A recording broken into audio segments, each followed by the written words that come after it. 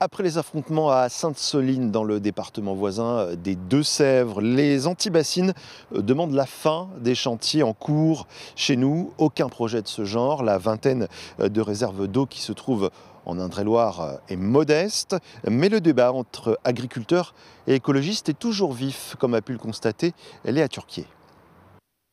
Une grande étendue d'eau réservée aux agriculteurs. Pourtant, ça n'est pas une bassine, mais plutôt une retenue collinaire.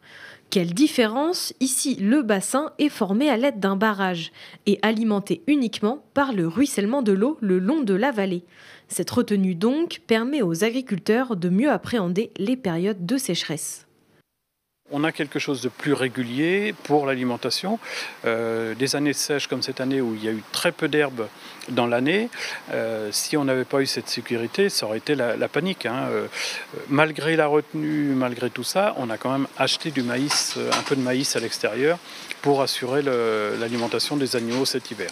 Une étendue de 3 hectares pour 3 exploitations agricoles différentes, soit plus de 60 000 mètres cubes d'eau stockés ici. De cette manière, les retenues collinaires sont tolérables pour la CEPANT, l'association de préservation des milieux naturels de Touraine. Elles vont poser des problèmes si elles se multiplient, si elles s'agrandissent, si on a de véritables lacs comme il y a dans les Deux-Sèvres. L'eau doit être quelque chose qui doit être partagé de façon raisonnable entre l'ensemble des acteurs économiques ou non. En Indre-et-Loire, il n'y a donc pas une seule bassine et pour le moment, aucun projet de construction.